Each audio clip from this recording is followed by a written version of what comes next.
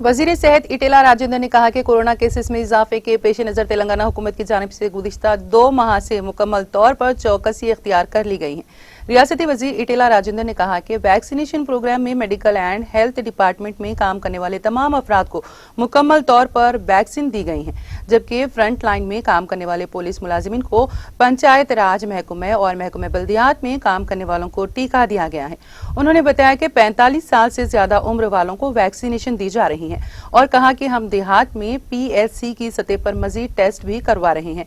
रियासती वजीर इटेला राजेंद्र ने आवाम से अपील की है कि वो चौकस रहें और बाहर निकलते वक्त मास्क का जरूर इस्तेमाल करें। తెలంగాణ రాష్ట్ర ప్రభుత్వం గత రెండు నెలలుగా మరోసారి పూర్తి స్థాయిలో అప్రమత్తమైంది. ఇప్పటికే వ్యాక్సినేషన్ ప్రోగ్రాంలో మా వైద్య ఆరోగ్య శాఖలో పనిచేసేటువంటి ప్రైవేట్ హాస్పిటల్లో పనిచేసే వాళ్ళకి పూర్తి స్థాయిలో వ్యాక్సిన్ ఇవ్వగలిగినాం.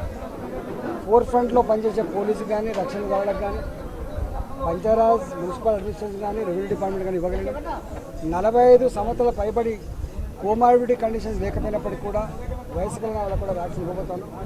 వ్యాక్సిన్ తప్పకుండా కొంత రక్షణ కలిగిస్తుందని చెప్పి భావిస్తూనే ఇప్పుడు స్ప్రెడ్ అవుతున్నటువంటి ఈ వైరస్ని కంట్రోల్ చేసే దాంట్లో భాగంగానే గ్రామీణ ప్రాంతాల దాకా కూడా ఇలా సబ్ సెంటర్లలో అదేవిధంగా PSCలలో కూడా టెస్టులు నిర్వహించి వాళ్ళ పాజిటివ్ కనుక వస్తే వాళ్ళ సంబంధితులందరూ కూడా మళ్ళీ టెస్ట్ చేసుకొని ట్రీట్మెంట్ ఇచ్చే ప్రయత్నం కొనసాగుతూ ఉంది. ప్రజలందరూ కూడా నా చేసే విజ్ఞప్తి ఏంటంటే కొంత పక్కకే ఉన్న మహారాష్ట్రలో పెద్ద ఎత్తున విజృంభిస్తూ ఉంది కాబట్టి అటుపక్కన ఉన్నటువంటి మిగతా రాష్ట్రాలు కూడా విజృంభిస్తుంది కాబట్టి మనం కూడా కొంత అప్రమత్తంగా ఉండాలని చెప్పి ఎక్కడ కూడా నెగ్లెక్ట్ చేయొద్దని చెప్పి నేను విజ్ఞప్తి చేస్తున్నా. మాస్కులు తప్పకుండా ధరించే ప్రయత్నం చేయండి. అవసరమైతే మాత్రమే బయటకు వెళ్ళే ప్రయత్నం చేయండి. కొంత డిస్టెన్స్ పాటించే ప్రయత్నం చేయాలని చెప్పి మేము విజ్ఞప్తి చేస్తున్నాం.